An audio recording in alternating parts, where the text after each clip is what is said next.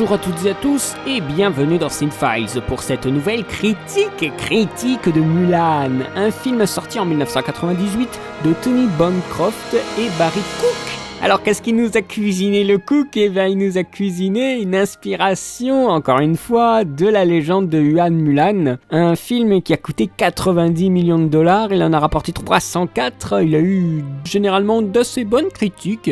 C'est l'histoire d'une femme qui, pour sauver son père d'une mort certaine, va prendre sa place dans l'armée. C'est un sacrifice assez touchant. Je l'ai vu malheureusement assez tard ce film-là, j'ai subi un peu la pression marketing, ce qui m'a finalement dégoûté d'aller le voir, je pense.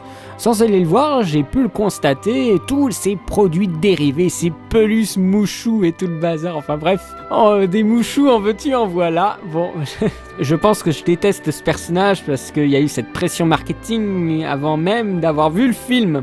Sorti 3 ans après Pocahontas, Mulan est également une tentative de lutter contre les accusations de racisme, de sexisme et d'ethnocentrisme de Disney. Mulan serait-elle une tentative plus réussie que Pocahontas ? Parce que c'est vrai qu'après avoir été souvent accusé d'ethnocentrisme, les studios Disney ont créé un héros exotique, entre guillemets l'exotisme, c'est-à-dire un héros qui ne soit pas d'origine européenne. Ce film est progressiste, il montre d'autres contrées que l'Europe ou les États-Unis. L'image, bien sûr, qu'en donne Disney n'est pas forcément innocente, c'est la Chine, conforme à l'imaginaire collectif occidental. Parce que c'est vrai que quand on y pense, dans les années 90, on part partout dans le monde. Et ici, nous avons un univers exotique, stéréotypé. Car, encore une fois je le rappelle, c'est avant tout destiné aux enfants et on considère qu'il leur faut des repères bien évidents pour s'y retrouver. Et quelle que soit la représentation, que ce soit chez nous en France, avec Ratatouille à Paris, alors avec tous les clichés, alors que Paris c'est pas vraiment ce qui est montré dans le film, ou seulement qu'une petite partie. Donc ce qu'on fait ici, aussi avec Mulan, ce sont des images d'Épinal. Les spécialistes verront toutes sortes d'incohérences, du décor jusqu'à l'armure. Ce film est un mélange entre tout ce qui est chinois et tout ce qui est japonais, vraiment. Mais ah là là, Disney.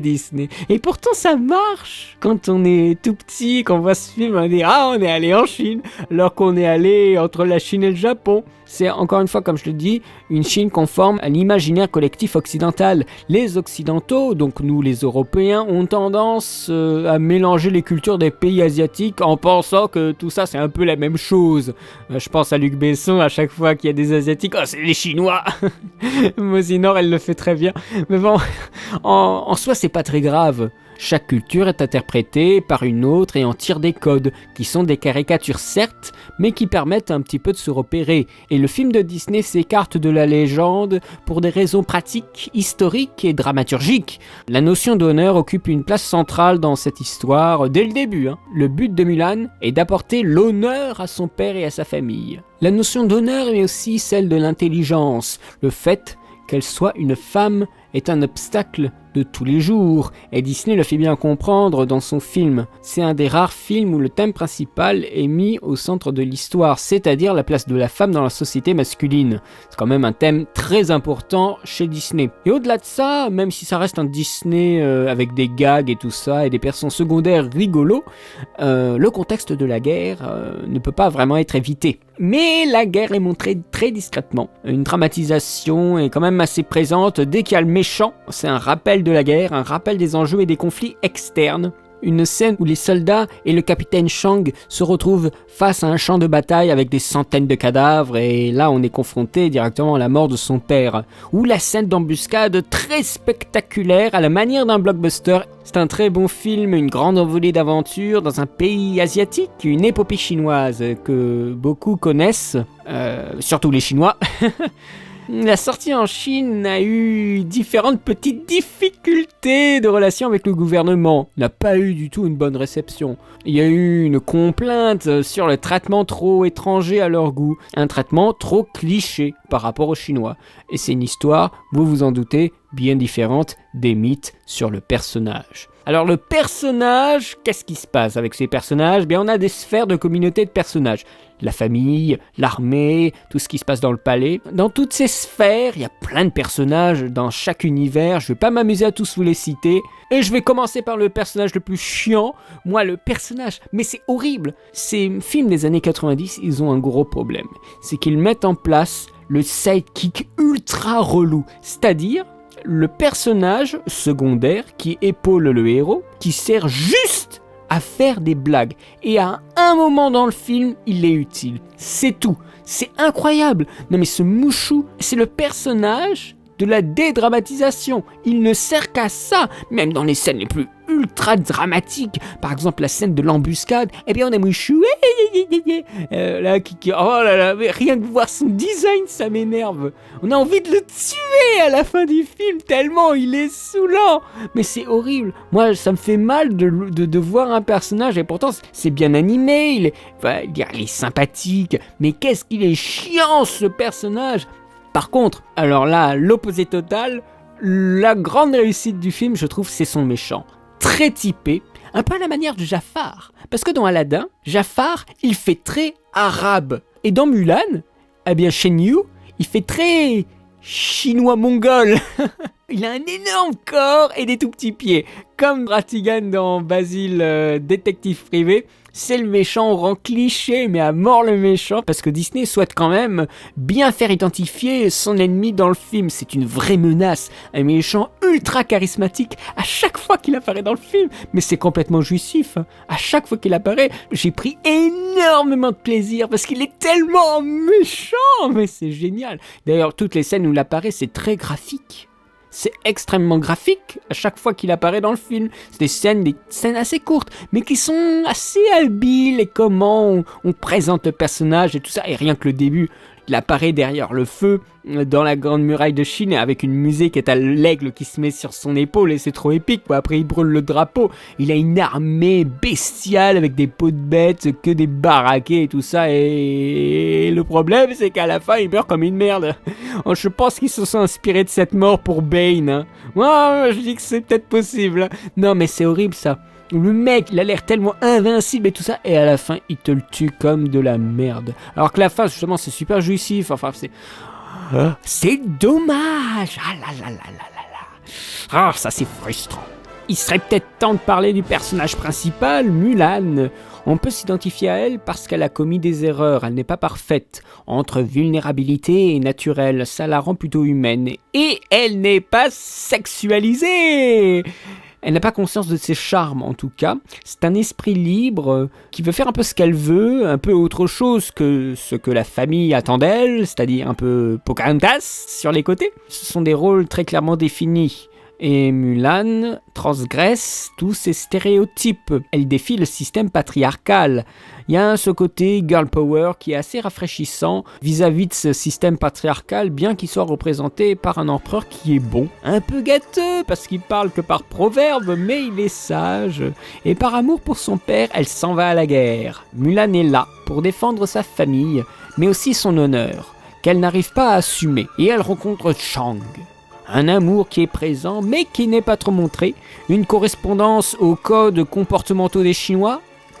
Ça, Dieu seul le sait. Il y a beaucoup d'écrits sur la féminité représentée dans le film, des gender studies, chose que les gens ont du mal à saisir, mais les gender studies sont quand même importantes. Il y a un article très intéressant sur Mulan, sur le site Le Cinéma et Politique. Je vous épargne tout ce pan dans cette vidéo, sinon ça va être très lourd, mais sachez seulement que le film joue beaucoup sur les clichés féminins et masculins. J'en parlerai à l'occasion d'une analyse, donc les informations sont un peu partagées entre cette vidéo de critique et l'analyse que je vais préparer. La différence entre la place de l'homme et de la femme dans la société est très explicitement exprimée dès la première chanson, Honneur à tous. En découle le thème du travestissement et du déguisement, très exploité dans Mulan. Quand Mulan est au camp, elle doit convenir aux normes masculines et les soldats vont dans cette voie. Ils ne veulent pas d'une fille qui pense, d'une fille d'une grande clairvoyance, n'est-ce pas? Et c'est pourtant bien elle qui va les sauver. Alors la représentation de l'homme n'est pas excellente, ils sont tous vieux ou moches ou petits ou maigres ou trop gros, sauf le capitaine. C'est assez exagéré, comme si Disney ne voulait pas que le spectateur se mette en tête que Mulan puisse être attiré ou puisse être séduit par quelqu'un d'autre que le standard de beauté masculin, c'est-à-dire le capitaine Shang. Alors tout cela est assez subjectif. Ici nous avons la volonté, comme depuis un moment, de créer une image toute faite de la beauté classique, du corps beau, pour qui tout réussit, enfin bon. Ah oui, il y a un truc assez amusant, c'est que certains parlaient d'homosexualité latente de Shang. Or, je trouve que c'est un peu exagéré. Il est potentiellement bi. Non, je trouve que c'est un peu de la surinterprétation. Il y a des plans de regard, c'est vrai, entre Shang envers Mulan, mais c'est plus envers Mulan déguisée, mais c'est plus, je trouve, une fraternité militaire. Quelque chose qui peut se rapporter à un père pour un enfant, parce que je pense qu'à cette époque... Et les gosses de 16 ans, ils allaient à la guerre, voilà, et que les gens plus âgés, ne serait-ce que de 25 ans, ils étaient avec ces petits jeunes qu'ils considéraient un petit peu comme des fils.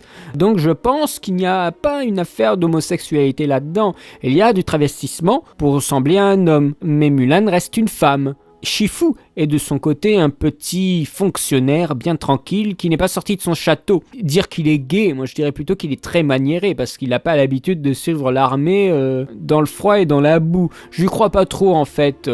Le côté efféminé, donc il est homo, faut faire vachement gaffe à ses raccourcis. En film comme en vrai, alors bien sûr ça prête à rire et c'est amusant comme ça pour faire une blague, mais en théorie il faut faire vachement gaffe à ça, parce que ça mène après à une vision de la personne qui n'est pas vraie.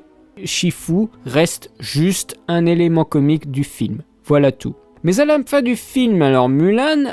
elle apparaît sous son vrai visage tout en gardant son courage, sa détermination et sa force morale, comme sa force physique, avec son éventail, qui est le symbole suprême de la féminité en Chine. Elle réussit à désarmer le plus viril des méchants Shen Yu.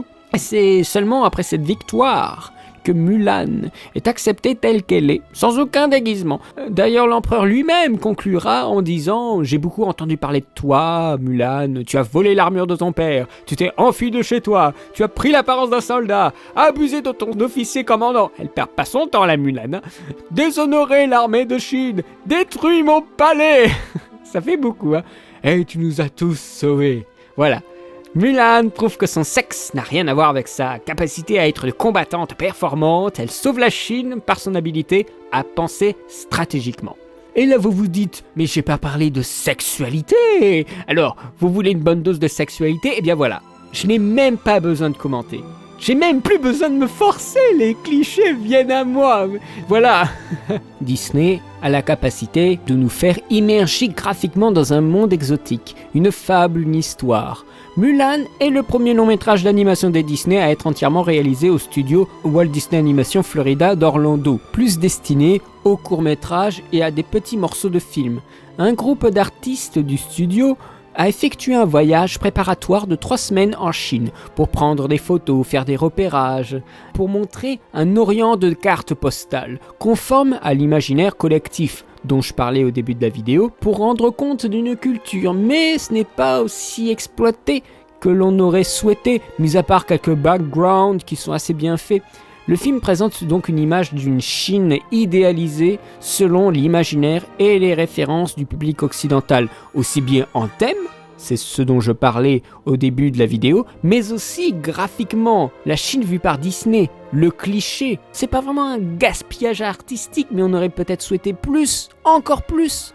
Le style est plus semblable à la peinture chinoise, un design plus simple, contre le détail du Roi Lion et du bossu Notre-Dame, bien entendu. Il a fallu expérimenter beaucoup et réfléchir pour découvrir le style du film. Certains artistes travaillèrent plus de 5 ans sur le film afin de trouver le style graphique parfait. Au départ, ils avaient essayé d'utiliser la technique de l'aquarelle pour se rapprocher plus des estampes chinoises. Malheureusement, ça n'a rien donné d'intéressant. Et c'est grâce à l'aide du directeur artistique Hans Bacher ou Backer que le style graphique du film a enfin décollé et la magie s'est opérée. C'est un style plus épuré, mais il y a quand même eu beaucoup de moyens pour faire une animation soignée, une animation aussi par ordinateur, très très habile, la scène où on a tous ces soldats qui descendent dans l'embuscade des neiges, formidable séquence, vraiment beaucoup d'action. Il y a un travail au niveau de l'ordinateur et aussi un travail au niveau de la caméra multiplane qui a été bien sûr bien évolué, où maintenant il joue sur plus du trompe-œil de bâtiments en relief,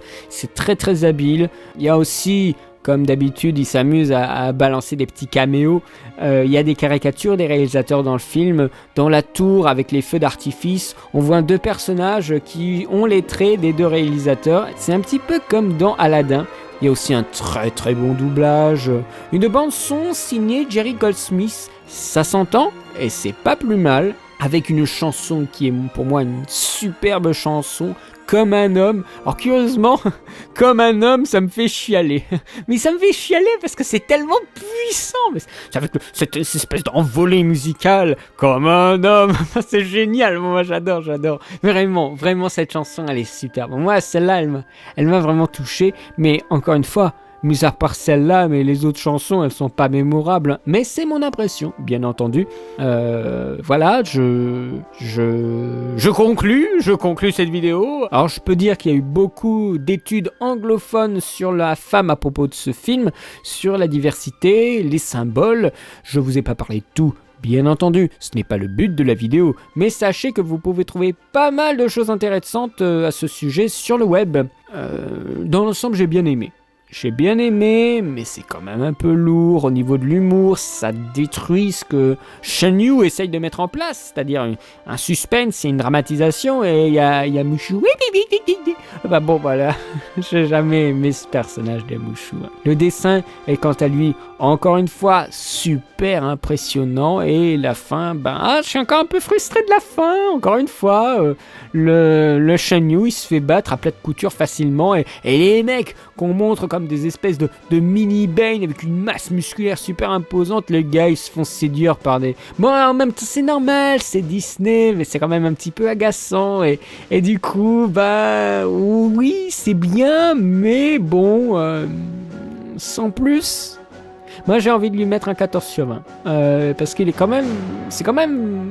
On est parti en Chine, c'est quand même important de le mentionner, donc je pense que je lui mets un 14/20. C'était pour moi peut-être un film qui manque un peu d'âme.